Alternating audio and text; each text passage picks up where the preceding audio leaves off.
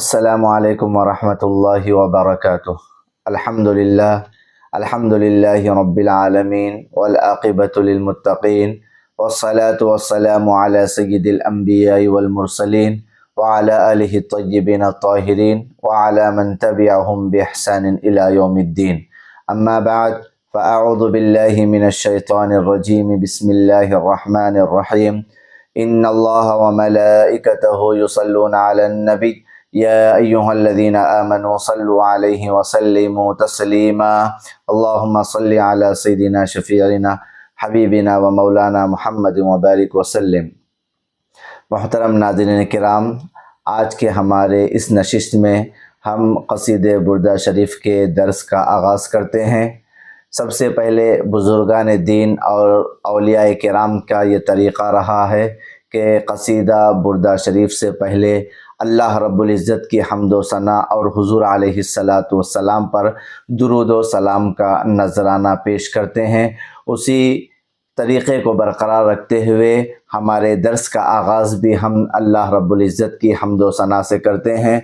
الحمدللہ منشی الخلق من عدمی ثم الصلاة علی المختار فی القدم۔ اس شعر میں اللہ رب العزت کی حمد و ثنا کو بیان کیا جا رہا ہے۔ پھر اس کے بعد والا جو شعر ہے جو حضور علیہ السلام پر درود و سلام کا نذرانہ پیش کرتے ہیں، وہ ہے مولا صلی وسلم دائما ابدا علی حبیبک خیر الخلق کلہم۔ اس شعر میں حضور علیہ السلام کی بارگاہ میں نذرانہ عقیدت کے طور پر درود و سلام کا نذرانہ پیش کیا جا رہا ہے، اور یہ وہ بابرکت درود شریف ہے جس کے پڑھنے سے حضور علیہ السلام کا دیدار بھی نصیب ہوتا ہے۔ چنانچہ بتایا جاتا ہے کہ حضرت علامہ امام غزنوی رحمۃ اللہ علیہ اس قصیدہ شریف کو روزانہ رات میں پڑھا کرتے تھے، اور اس نیت سے کہ ایک رات حضور علیہ السلام کا دیدار نصیب ہو جائے۔ روزانہ کا یہ آپ کا معمول رہا، لیکن کسی رات میں حضور علیہ السلام کا دیدار آپ کو نصیب نہیں ہو رہا تھا۔ آپ شیخ کامل کے پاس پہنچنے کے بعد یہ واقعہ کو بیان کیا کہ میں قصیدہ بردہ شریف روزانہ رات میں پڑھتا تو ہوں، لیکن حضور علیہ السلام کا دیدار مجھے نصیب نہیں ہوتا ہے۔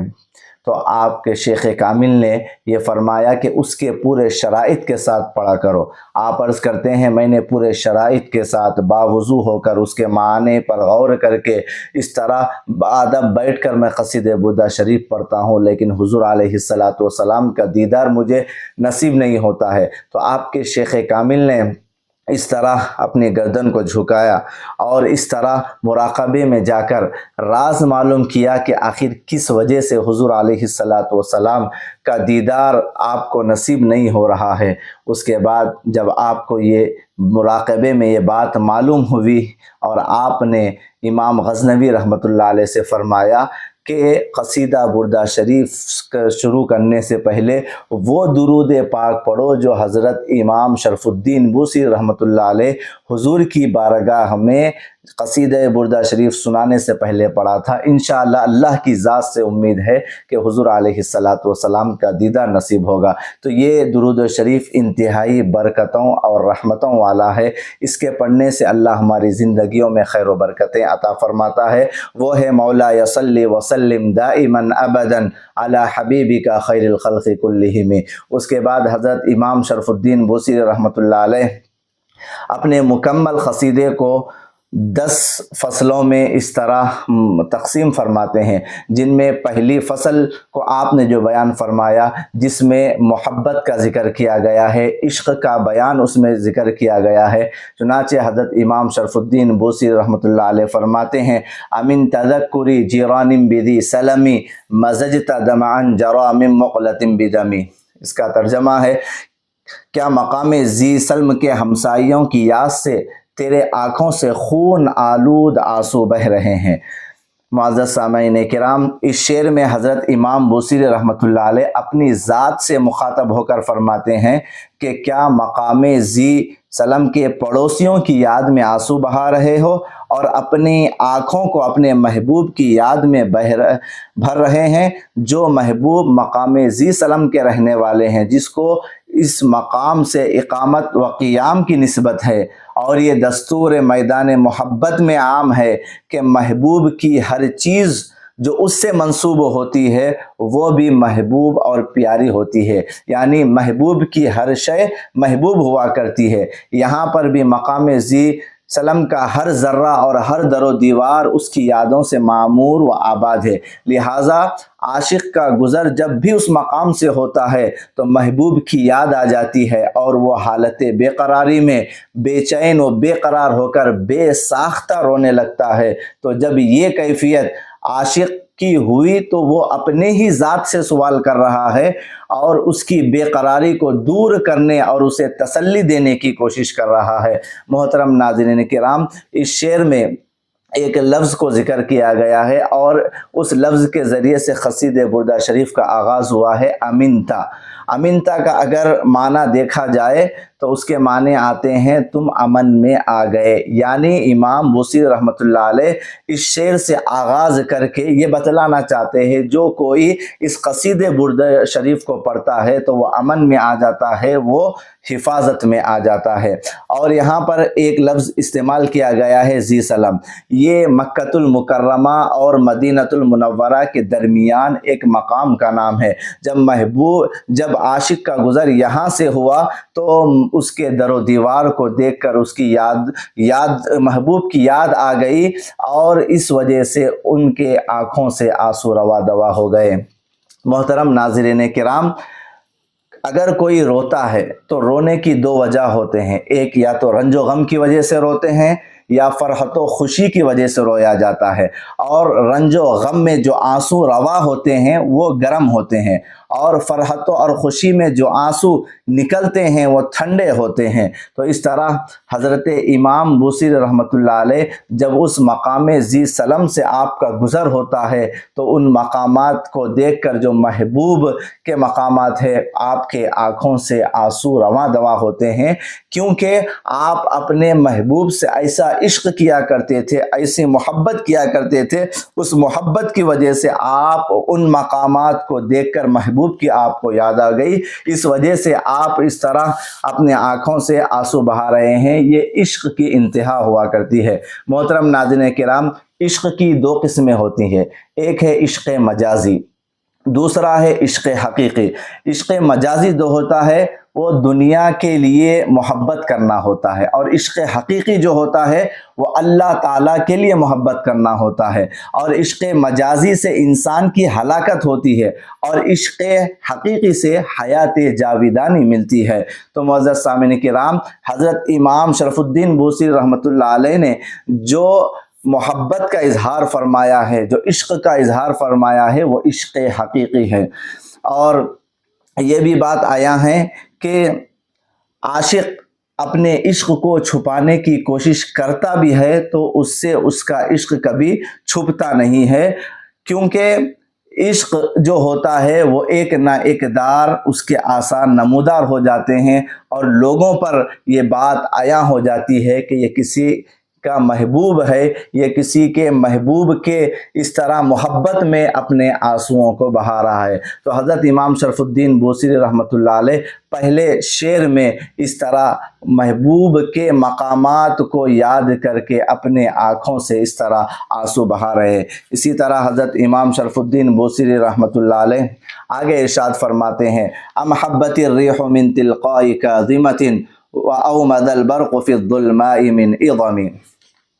یا مقام کاظمہ کی جانب سے ہوا آئی، یا کوہ اعظم سے تاریکی میں بجلی چمکی ہے۔ یہ قصیدہ بردہ شریف کا دوسرا شعر ہے جس کو امام شرف الدین بوصیری رحمۃ اللہ علیہ بیان فرما رہے ہیں۔ اس شعر کا مفہوم یہ ہے کہ جب محبوب کے مقام سے ہوا آتی ہے تو معشوق و محبوب کی خوشبو لاتی ہے، معشوق کو محبوب کی خوشبو لے کر آتی ہے۔ اس شعر کا ربط پہلے شعر سے ہے جو اسی کا ایک حصہ ہے، اور ان اشعار میں عاشقانہ انداز دیکھیے کہ کس طرح عاشقانہ انداز میں اس شعر کو بیان کیا گیا ہے کہ محبوب کی محبت اس کے دل میں اس طرح جاگزی ہو گئی ہے، اور اس کی فرط عقیدت تو دیکھیے کہ حال محبوب کی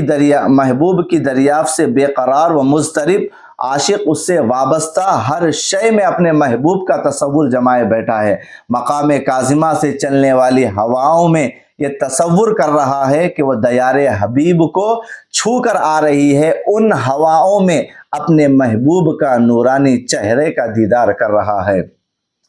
اور مقام اعظم سے چمکنے والی بجلی میں اپنے محبوب کی مشابہت پا رہا ہے، جس سے اس میں بے تابی اور بے چینی کی کیفیت میں اور بھی مزید اضافہ ہو رہا ہے، جس کی وجہ سے وہ اپنے آنکھوں میں آنسو بہا کر غم عشق یار حبیب میں اضطراری حالت و بے قراری کیفیت کو دور کرنے کی کوشش کر رہا ہے۔ وہ اس لیے کہ میدان عشق میں عاشقوں کی یہ عادت ہوتی ہے کہ وہ عشق کی بے تابی اور بے چینی کو دور کرنے کے لیے آنسوؤں کا سہارا لیتے ہیں اور اس کو دوائے غم بنا لیتے ہیں۔ تو اس طرح حضرت امام شرف الدین بوصیری رحمۃ اللہ علیہ کے آنکھوں سے آنسو روا دوا ہونا یہ محبوب کی محبت میں ہے، جو آپ نے اپنے آنکھوں سے اتنے آنسو بہائے کہ آنسو ختم ہو کر خون کے آنسو بہنے لگے۔ اس کے بعد حضرت امام شرف الدین بوصیری رحمۃ اللہ علیہ آگے ارشاد فرماتے ہیں، فَمَا لِعَيْنِكَ إِن قُلْتَ اكْفُ فَهَمَتَ وَمَا لِقَلْبِكَ إِن قُلْتَ اسْتَفِقْ يَهِمِ۔ تمہاری دونوں آنکھوں کو کیا ہو گیا ہے؟ اگر تم انہیں رکنے کو کہتے ہیں وہ اور بھی زیادہ اشکبار ہوتی ہے، اور تمہارے دل کو کیا ہو گیا ہے؟ اگر تم اس کو کہتے ہو کہ افاقہ پالے تو وہ اور زیادہ بے خود ہوتا ہے۔ محترم ناظرین کرام، اس شعر کا تعلق مضمون سابق سے ہے، جس میں عاشق سوال کرنے والے کے سوال پر خاموشی اختیار کیا، دلی کیفیت کو دل میں چھپا کر رکھا، اس کا وہ زبان سے اقرار نہ کیا، دل کے راز کو فاش نہ کیا، لیکن یہ مرض عشق ہے جو چھپانے سے بھی نہیں چھپتا۔ اس کی نشانیوں کو ظاہراً آنکھوں میں اور پوشیدہ طور پر دل میں چھوڑ جاتا ہے۔ تو سائل بھری ہوئی آنکھوں کو دیکھا تو اس سے سوال کرنے لگا، تیری آنکھوں کو کیا ہو گیا ہے؟ اگر تو اس کو بہنے سے رکنے کے لیے کہتا ہے تو وہ اور بھی بہنے لگتی ہے اور اس کی اشکباری میں مزید اضافہ ہوتا ہے۔ تیرے دل کو کیا ہو گیا ہے؟ جب تو اسے افاقہ پانے کے لیے کہتا ہے تو وہ اور بھی بے خود ہو جاتا ہے اور اس کی بے قراری میں زیادتی ہو جاتی ہے۔ جب بھی اسے باہوشی کا مطالبہ کیا جاتا ہے تو بے ہوش ہو جاتا ہے۔ تو محترم ناظرین کرام، اس میں اس طرح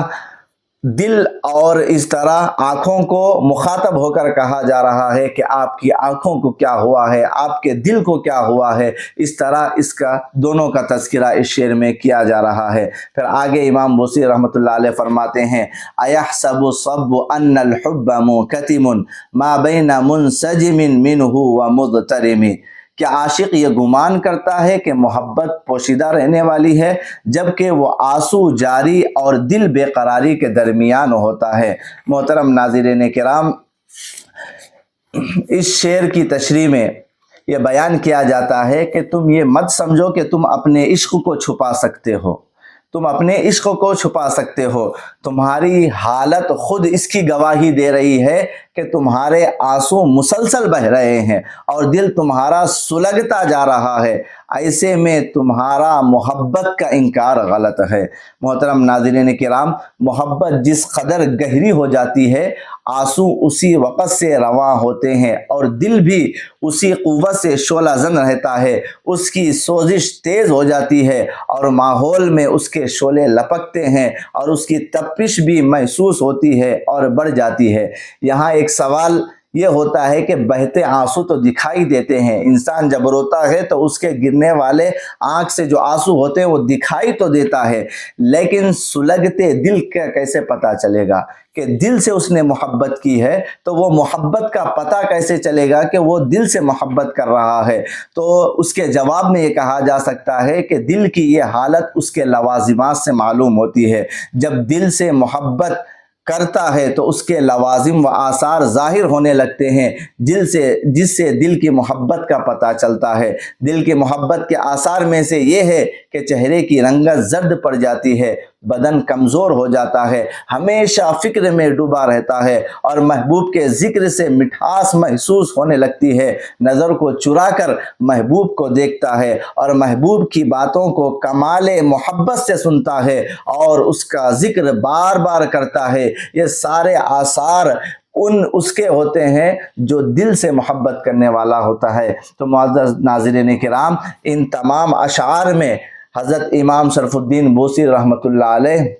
یہ بیان فرماتے ہیں کہ محبوب سے کیسی محبت ہونا چاہیے۔ محبوب سے جس کو محبت ہو جاتی ہے، محبوب سے تعلق رکھنے والے ہر چیز سے بھی محبت ہو جاتی ہے، کیونکہ محبوب کی ہر شے محبوب ہوا کرتی ہے، محبوب کی ہر شے محبوب کو پیاری لگتی ہے۔ اسی وجہ سے امام شرف الدین بوصیری رحمۃ اللہ علیہ محبوب کے مقامات کا تذکرہ کر رہے ہیں، وہاں سے چلنے والے ہواؤں کا، وہاں سے چلنے والی بجلیوں کا بھی تذکرہ کر رہے ہیں، کیونکہ وہاں محبوب کے مقام سے ہوا بھی آتی ہے تو ان ہواؤں میں محبوب کی خوشبو ہمیں دکھائی دیتی ہے۔ یہ عشق ہوتا ہے، ایسی محبت حضرت امام شرف الدین بوصیری رحمۃ اللہ علیہ فرمایا کرتے تھے۔ وصلی اللہ تعالی علی خیر خلقہ سیدنا محمد وعلی آلہ واصحابہ اجمعین والحمد للہ رب العالمین۔